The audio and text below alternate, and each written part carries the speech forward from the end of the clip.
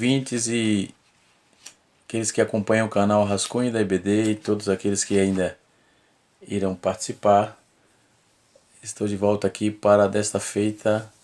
Nós vamos estrear o canal Rascunho da IBD, vamos estrear os comentários da lição dos jovens.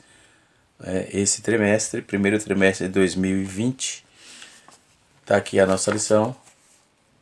Nós vamos estudar sobre o maior personagem da história da religião, da sociedade, o homem mais polêmico do mundo, o ser mais enigmático do mundo. Por que enigmático? Porque só conhece a Jesus quem o aceita e quem o serve, né?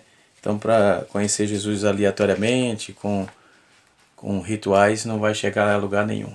Então, o assunto desse trimestre dos nossos jovens é Cristologia, enquanto o assunto dos adultos é antropologia, o dos jovens é Cristologia, não é? E Jesus Cristo, Filho do homem e Filho de Deus, né? Nós vamos aí passar pela visão isaiana, pela visão davídica, pela visão lucana, e assim vamos nesses 3 meses, vamos descortinar um pouquinho sobre essa questão e essa pessoa tão amada e ao mesmo tempo tão odiada por muitas religiões, mas que para a Igreja de Cristo é a razão da Igreja viver, haja vista que foi Ele que morreu na cruz para salvar aqueles quanto querem, independente de religião, credo ou coisa parecida, né? Então, nós vamos estar estudando sobre a sua pré-existência, a sua encarnação, a sua humanidade, a sua divindade, a sua vida na terra. Vamos saber o que é kenosis, vamos saber sua impecabilidade, vamos saber sobre a sua morte, vamos trabalhar também, vamos saber sobre a ascensão, sobre a sua volta e assim por diante, né? Então, nós vamos trabalhar um pouco sobre a Cristologia, né? O tema da nossa lição, da lição desse primeiro trimestre, dessa primeira aula, que será nesse domingo próximo, não é? Dia 6, a necessidade dia 5, aliás, a necessidade de um Salvador. Todo homem precisa de um Salvador. Dentro do contexto espiritual, todos nós, a Bíblia diz que todos pecaram e destituídos estavam da glória de Deus. O escritor aos Romanos, no caso Paulo, ele fez referência a isso em vários lugares, inclusive foi falando principalmente na carta aos Romanos. Então, todos nós precisamos, não é, de um Salvador. Então, o único que pode salvar é só Jesus, independente de religião, independente do que você pensa, de axiologismo ou de axiologias ou coisa parecida. Jesus é o único e suficiente Salvador das nossas vidas, não é? Então, esta é a mensagem que os jovens vão passar um para o outro nesse trimestre, né? Então, como nós necessitamos de um Salvador, que é a primeira lição daqui da revista dos nossos jovens, não é? A necessidade de um Salvador. Devido ao pecado, a hamartia ou hamarta, ele trouxe degradações que só o sangue de Jesus pode purificar. Por esse motivo, ele morreu na cruz para salvar o homem, para salvar o pecador, não é, que se arrepende, confessa seus pecados. E a Bíblia é muito clara quando diz: quem confessa e deixa, alcança a misericórdia. Então, todo homem tem a necessidade de receber o perdão de Deus, haja vista que pecou, não é? E assim sucessivamente. O texto bíblico em classe está em Efésios capítulo 2, versículo de 1 a 5, não é? Que vai tratar da questão. Vai falar da queda e a promessa de um Salvador. A queda de quem? Do homem, não é? Logo depois o homem cair, ele precisou, no caso Adão, ele precisou de alguém que levantasse. E houve alguns patriarcas que Deus, por sua infinita graça, não é, enviou Jesus para salvar a nós outros. Teve Abraão, não foi suficiente. O patriarca, o Jó não foi suficiente, o Moisés não foi suficiente. Não, só Jesus pode salvar, ok? Todos esses líderes que falamos em aulas anteriores foram muito importantes para aquele contexto, mas dentro do âmbito da salvação, ninguém é tão importante quanto necessário, quanto carência que o homem tem, igual Jesus. Todos os homens precisam de arrependimento, consequentemente confessar os seus pecados e acreditar na doutrina cristocêntrica, porque só Ele pode salvar. Muito bem, isto posto, irmãos, vamos para a aula, né? Nossa aula aí, vamos trabalhar aí 30 minutos para poder trazer aqui a questão da necessidade de um Salvador. Mas quando se fala desse Salvador, nós vamos ter que usar Gênesis capítulo 1 e Gênesis capítulo de 1 a 3 no caso, que vai falar sobre esses, quando fala desses eventos narrados, não é, que foi a problemática do pecado de Adão, né? O primeiro pecado, que alguém chama de pecado original, e enfim, isso é uma outra tratativa, uma outra temática, que também está dentro da teologia sistemática, né? De um compêndio de estudo chamado teologia sistemática, e também a Hamartiologia está dentro desse contexto, ok? Muito bem. Nós vamos encontrar, irmãos, na revista aqui, sobre essa narrativa do Gênesis, né? E vamos aí ler outros textos, né? Exemplo de Apocalipse 22, né? E assim sucessivamente. Então, Deus sempre cuidou do ser humano, e a Bíblia diz que Deus procura o homem como procura gafanhoto. Deus tem duas necessidades: de obreiro para a sua seara, e tem necessidade de adorador. Deus procura os tais que assim o adorem, né? Para tanto, o homem precisa se converter a Cristo, não é? Ele precisa do perdão dos pecados, e Cristo é o único que pode perdoar o pecado do homem cansado, do homem pecador, do homem que foi achafurdado pelo pecado e precisa de salvação. Muito bem, então vamos para a cristologia propriamente dita, né? Bom, como vamos trabalhar a cristologia, temos que trabalhar também a questão da antropologia um pouco, né? Em relação a é uma doutrina muito estritamente é uma doutrina ligada ao homem, como também a cristologia é ligada ao homem, porque Jesus veio para salvar o homem. Então, a primeira trata do homem, fala do homem criado à imagem e semelhança de Deus, e fala sobre o conhecimento, a justiça, mas a segunda ponto aí, que é a cristologia, fala de alguém que pode salvar esse homem que se enveredou pelo pecado, se perdeu ao longo do tempo com a doutrina, com o pecado, e agora ele precisa de um Salvador, não é?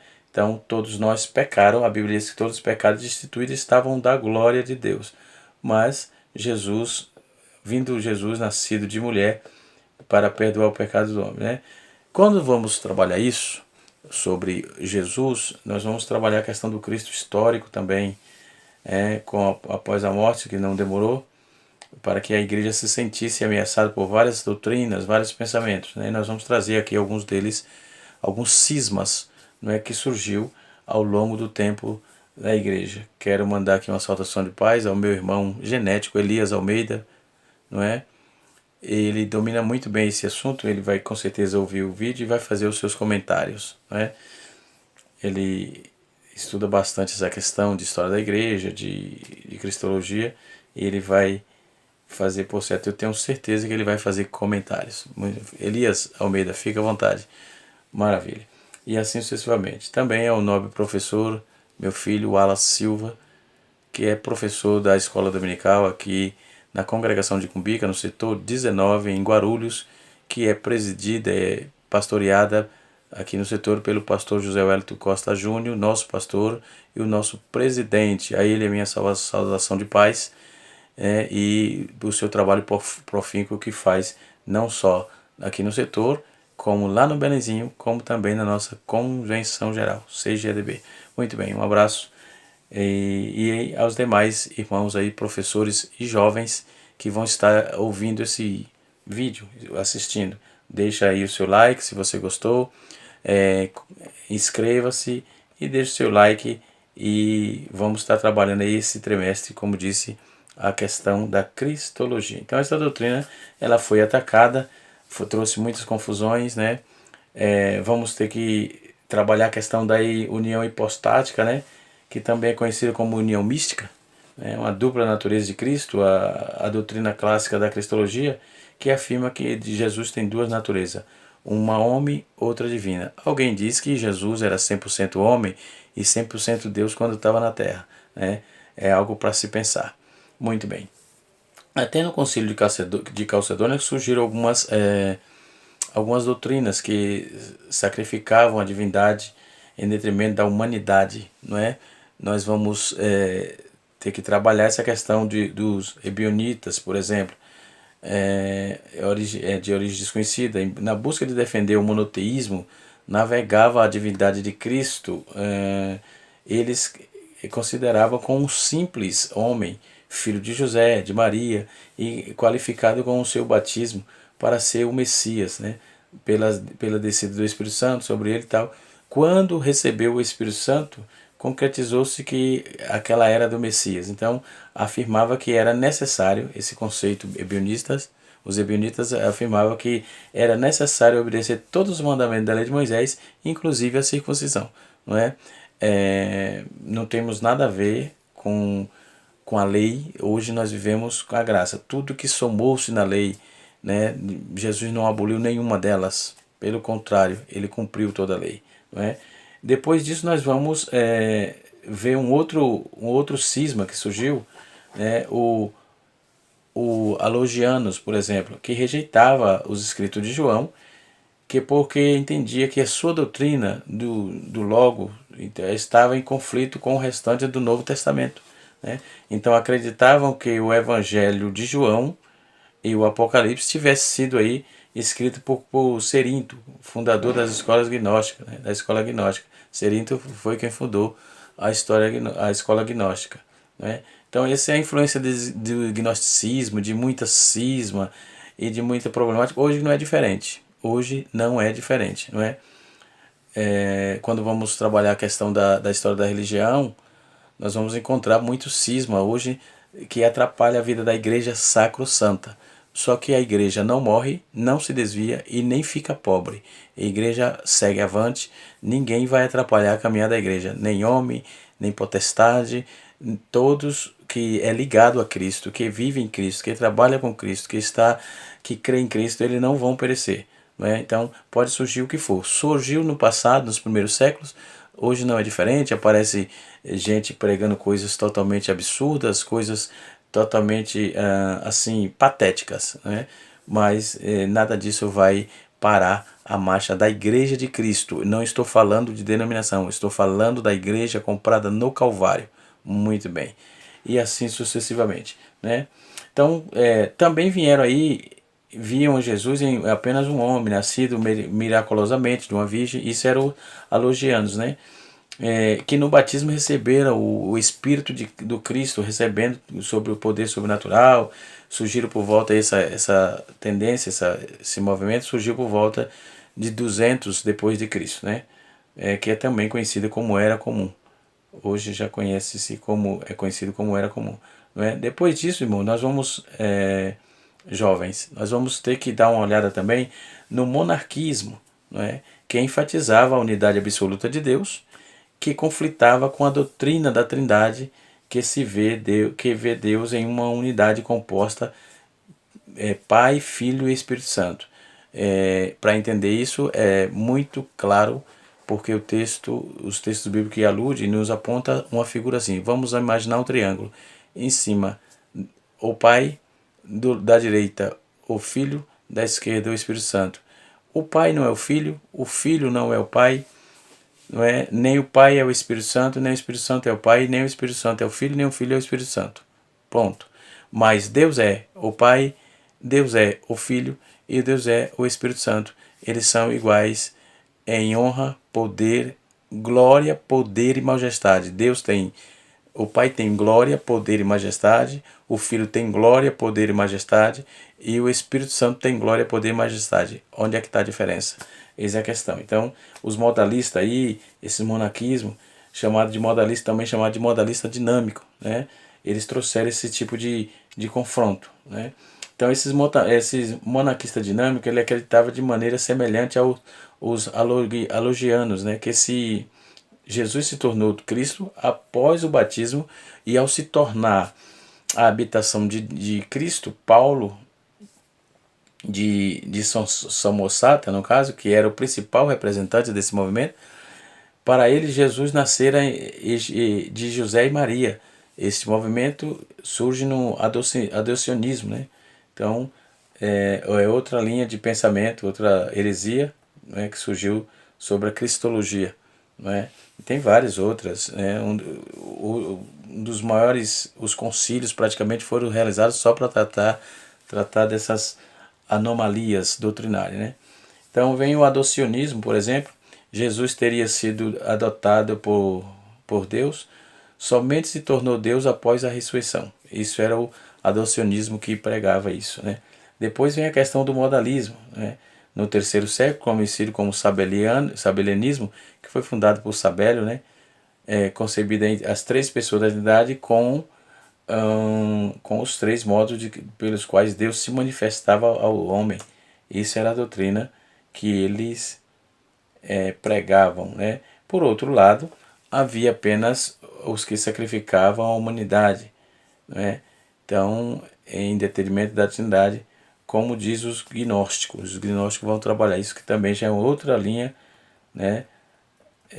Sobre a questão da cristologia, que eles queriam estar em conflito, em rota de colisão o tempo todo, né? Aí vem o gnosticismo, que originou-se provavelmente na Ásia Menor, entre 135 a 2000 da Era Comum, a 200 da Era Comum, 135 a 200 da Era Comum, né? Esses foram profundamente influenciados pela concepção dualista dos gregos, em que a matéria entendia, né, que inerentemente é má, é descrita completamente como oposto ao espírito, e rejeitava a ideia da encarnação, de uma manifestação de Deus de uma forma visível, visto que se envolveria no contato direto do espírito com a alma, com a matéria, no caso, contato direto com o espírito, do espírito com a matéria, contra o bem e o mal e vice-versa, carne, espírito, enfim. Depois surgiu também o docetismo, né? Esse antecedeu o gnosticismo, e era apenas uma corrente de pensamento e não era uma seita organizada, era uma corrente de pensamento. A palavra doceta vem de docetes, que é dokei, ou parecer. Então era um parecer. Para os docetes, Jesus era só divino. O seu corpo era apenas uma ilusão. Não podia ser humano, pois considerava-se a matéria, no caso, que a matéria era intransferivelmente, intrinsecamente má, né? E como eles acreditavam que como Jesus era santo, ele não podia ter nada má nele, não é? Mas a Bíblia é clara que diz que ele se fez carne, não é? E habitou entre nós, não é? E aí vem a kenose, ele auto-esvaziou-se, não é? E assim sucessivamente. Então o corpo e o sofrimento de Jesus era apenas aparente, não eram reais. Então essa doutrina, esse pensamento, essa corrente de pensamento, esse parecer, tinha essa visão. Era a filosofia grega unifiltrada nas igrejas. E existe hoje um docentismo disfarçado, né, na crença em que Cristo é tão distante da realidade humana, como se pode verificar na teologia popular que se prega por aí, onde os santos estão mais próximos das pessoas de Cristo, da pessoa de Cristo. Isso não procede. Não existe um mediador entre Deus e o homem, só Jesus Cristo o homem. Não tem Maria, não tem Filipe, não tem Bartolomeu, não tem Pedro, não tem João, não tem Tiago. Todos falaram a mesma coisa e foram unânimes. Maria foi a maior adoradora de todos os tempos. Ela toma, quando Jesus nasceu, ela toma Jesus no colo e diz assim: a minha alma se alegra em meu Senhor e meu espírito se alegra em Deus, o meu Salvador. Portanto, quem prega mariolatria, prega heresia. Não é? Depois vem a escola dos alexandrinos, né? Outro pensamento vem as escolas dos alexandrinos, que defendia a divindade de Cristo, e na busca de se colocar em uma oposição aos gnósticos, ele criaram a concepção de Cristo como subordinado ao Pai. Interpretava a Bíblia através de métodos alegóricos, seus principais representantes foram Clemente e seu discípulo Orígenes, né? Orígenes ele criou a ideia da subordinação quanto à essência. Então é um problema também, né? Fazia parte dos pais da igreja e aquele negócio todo. Depois vem Tertuliano, também defendeu a ideia de Cristo está subordinado ao Pai nesse sentido de um pouco menos que Deus, entendeu? Então, como eu já disse, como que trabalha, que entendemos na Bíblia a questão de Deus, de Pai e de Filho, né? Sobre um triângulozinho um triângulo imaginário, vamos lá, né? Que eu não desenhei, nós imaginamos isso aí. Depois vem o arianismo, né? Partindo do princípio de Orígenes, ele fez aí a distinção entre o corpo de Cristo e o Logos com a razão divina. Cristo é apresentado por uma criatura pré-temporal, super-humana, as primeiras das criaturas, não Deus. Era isso que ele pensava. Uma criatura super-humana, uma criatura pré-temporal, a primeira das criaturas, mas não era Deus, né? Então, todavia, mais que um homem, em outras palavras, Jesus é Deus, não é igual ao Pai, né? É assim que era a visão que eles tinham. Depois vem Atanásio, né? Atanásio contestou Ário. Ário é autor dessa doutrina, desse pensamento ariano, por isso que é chamado ariano, porque veio de Ário. Então Atanásio contestou e defendeu vigorosamente a posição de que o Filho é consubstancial com o Pai, é da mesma essência, né? Como eu disse, eles têm poder, glória e majestade. Tanto pode estar na Bíblia, está nos documentos históricos, não tem o que fazer, né? Então a doutrina da Trindade não é escrita. A doutrina da Trindade é racional, é intrínseca na Bíblia, está dentro da Bíblia, desde o Gênesis, não tem como tirar. Quem pensar diferente é porque não está lendo a Bíblia de cabeça para baixo. Muito bem, desculpa a brincadeira, né? Muito bem. Depois ele dizia que não tinha a mesma essência do Pai, pois que foi. Atanásio defendia isso, que tinha a mesma essência do Pai, e que foi oficialmente adotado pelo Concílio de Nicéia em 325, não é? Da Era Comum. Então Atanásio ele contestou a ideia de Ário, que pregava tal heresia, né?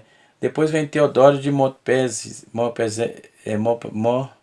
Teodoro de Mopsétia, que é Nestório no caso, ou nestorianismo. Apareceu essa questão aí no nestorianismo, que acentuava a completa humanidade de Cristo e entendia que a habitação do Logos, que é a palavra, o Logos de Deus, nele era apenas uma habitação moral. Ele compreendia que Cristo, lado a lado com Deus, não era unido a ele, uma unidade da vida única, pessoal única, ou seja, as duas naturezas estavam separadas uma da outra. Jesus agia uma hora com uma natureza e outra hora com outra natureza, né? Outra problemática. Depois vem Eutico, euticureanismo, no caso, acreditava que a natureza de Cristo foi absorvida pela divina e as duas se fundiram num resultado só da natureza, ou seja, criou aí uma terceira natureza. Então isso também não procede. Então você vê várias contradições com respeito ao pensamento da cristologia, né? Vale a pena salientar por ser a primeira aula. Então, para a gente sintetizar e saber o que vem por aí, a lição muito boa, um conteúdo vasto, igual a outra lição dos jovens, muito boa também. Eu não tive naqueles dias, naquele trimestre passado, eu não tive tempo para fazer todos os comentários, gravar os vídeos e etc. Mas estamos aí, né, com esse propósito de comentar essas lições desse trimestre, desse primeiro trimestre e os demais assim sucessivamente, né? Então, no Concílio de Calcedônia, em 451, ele condenou esses conceitos que manteve a crença na unidade da pessoa, que também na dualidade das naturezas. Entendeu? Então, para você ver, para você ter uma ideia, todo esse conceito que se tinha acerca do Cristo, não é? Essas demandas, essas problemáticas, realmente trouxe aí para a igreja daqueles dias, para o povo daqueles dias, uma coisa muito séria. Só o sangue do Cordeiro, não é? Mas, graças a Deus, a igreja vem vencendo, como eu já disse, não é? e vamos à frente. Depois, após o concílio de Calcedônia, o erro eutico-ariano continuou com os monofisistas, os monoteístas, mas finalmente foi dominado pela igreja. Então a igreja pegou isso, contraiu essa ideia e não soltou mais. Jesus é Deus e ponto, né? E depois vem a conclusão do concílio de Calcedônia, que foi que Jesus teve a sua natureza completa, a natureza divina também completada aí pelos pensadores da igreja, né? Chamados de patrística, né? Pelos pais da igreja. As duas naturezas em uma só, portanto, na pessoa de Jesus Cristo, as duas naturezas estão unidas, sem confusão, sem mudança, sem divisão, sem separação, não é? Conservando-se cada qual sua própria especificidade, né? Para a qual foi específico o seu propósito. Então, um não atrapalha o outro, né? Na Idade Média, acrescentou-se muito pouco com a doutrina de Cristo. Ela não rodou muito, né? Alguns dos escolásticos, por exemplo, se expuseram a sua cristologia num conceito docêntico, por exemplo, de Cristo, como Tomás de Aquino. A pessoa dos logos se tornou composta pela encarnação e na sua união como natureza impediu pelas últimas chegar de ter a personalidade independente. Isso era um pensamento de Tomás de Aquino, não é? Mas não alterou praticamente nada, né? E a igreja seguiu e segue o seu curso, não é? Até no século XIX não houve grandes mudanças na doutrina da cristologia. A reforma não contribuiu com relação a isso, né, com relação a essa doutrina, né? A confissão helvética também retratada o pensamento do século XVI, no meado do século XVIII, sobre esse assunto, né? Depois veio a confissão helvética, que reconhecemos, pois que há um único e mesmo Jesus, no mesmo duas naturezas, a natureza divina e humana, e assim se consolidou. No século XIX deu-se uma grande mudança na estudar a pessoa de Cristo, até que naquele tempo o ponto de partida foram predominantemente teológico, a cristologia com o resultado da teocêntrica e assim sucessivamente. Então continuou-se o mesmo propósito, né? Então teve um teólogo chamado Schleiermacher. Ele esteve à frente desse novo movimento e ele considerava Cristo como uma nova criatura, na qual a natureza humana era elevada ao nível da perfeição ideal, aceitava que Cristo atingiu sua perfeição e etc e tal, não é? E assim vai. Então atingiu sua perfeição porque ele estava unida à natureza divina. Então não alterou muito não, né? Depois vem Engel, né? Esse Engel foi um conceito. Ele conceituou a respeito de Cristo, sobre a integridade do sistema panteísta de pensamento. O Verbo se fez carne, que significa que ele era Deus e se encarnou na humanidade, de modo que a encarnação expressa a realidade, expressa realmente a unidade de Deus e o homem. Depois vem a doutrina das duas naturezas, que Luiz Berkhoff vai trabalhar essa questão na sua teologia sistemática, na página 155. Ele vai dizer assim: a doutrina das duas naturezas de Cristo desapareceu da teologia moderna, e em um lugar temos a unificação do panteísmo panteísta de Deus e homem. Essencialmente todos os homens são divinos, desde que tem esse mesmo elemento divino, e todos os filhos de Deus, diferindo-se de Cristo somente em graus. O mesmo método de ensino acerca de Cristo está baseado aí na doutrina da continuidade de Deus e homem, exatamente contra a doutrina de Barth, que vai com o pensamento que eles se ergueram a voz e tal. Nenhum dos ciclos atuais há sinais de retorno. Então, essas doutrinas de Berkhoff, esses camaradas, contraditórias, tá? Eles não vão trabalhar a questão das duas naturezas. Eu não sou simpatizante, particularmente, ok? Eu uso muito a teologia sistemática de Charlie Rod para embasar algumas coisas, e também há algum material da nossa CPAD e outras editoras de crédito que temos aí, né? Depois vem os concílios, que foi os concílios indivisas, né? Em 50, o concílio de Jerusalém, as leis judaicas e o cristianismo. Em 325, foi o Concílio de Nicéia contra o arianismo e o credo deles. Em 381 foi Constantinopla, né, a finalização do credo. Em 432 foi o concílio contra o monofisismo, o princípio da união hipostática. Depois de Constantinopla foi o concílio contra os nestorianos. Em 681 foi o concílio contra o nestorianismo, ou no caso monoteistélicos, né, monoteísmo, né. Depois, em 767 foi o concílio de Nicéia, que legalizava a veneração de imagem. A igreja romana está até o osso infiltrada nisso, né. Em 867 e 1064 houve o cisma entre a igreja romana e as igrejas ortodoxas, né. Depois o concílio da igreja romana, contra a paz entre o Ocidente e o Oriente, enfim, e assim sucessivamente. Depois apareceu os concílios de Latrão, o ID1, ID2, ID3, concílio de Leão, concílio de Viena, e assim sucessivamente. É bastante coisa. Aí chegou a Reforma em 1517, né? E onde houve também o Concílio de Trento, o Concílio do Vaticano, da doutrina da infalibilidade papal e aquelas coisas assim, né? Entendeu? A pré-existência de Cristo.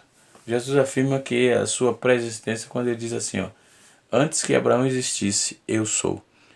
Então Jesus, ele é pré-existente. Onde está isso, pastor? Está em João capítulo 8, versículo 58.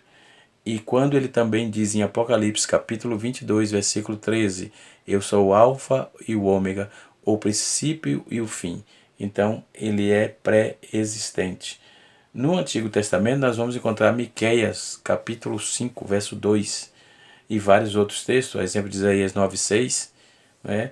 Mas tu, Belém Efratá, embora pequena entre as clãs de Judá, de ti virá aquele que será governante sobre Israel. Suas origens estão passadas e distantes em tempos antigos, entendeu? Então, a pré-existência de Cristo é bíblica e ponto, não é? Não tem o que fazer. Jovens, aprenda isso. A pré-existência de Cristo é bíblica. Isaías capítulo 9, verso 6, diz assim, porque o menino nos nasceu, um filho se nos deu, e o governo estava sobre os seus ombros, e ele será chamado maravilhoso, e assim sucessivamente. Depois, João capítulo 1, versículo 1, no Novo Testamento já, versículo 14, João 8, 58, como eu disse, 1 Pedro capítulo número 1, versículo 20. Deus abençoe a todos, vamos ficar por aqui, e até a próxima aula, se Deus assim nos permitir, e a próxima aula já estaremos mais nos aprofundando um pouco mais sobre essa questão. Vai falar sobre a humanidade de Cristo e sua deidade. Um tema muito forte, muito consistente, embasado em toda. Deus abençoe em nome de Jesus.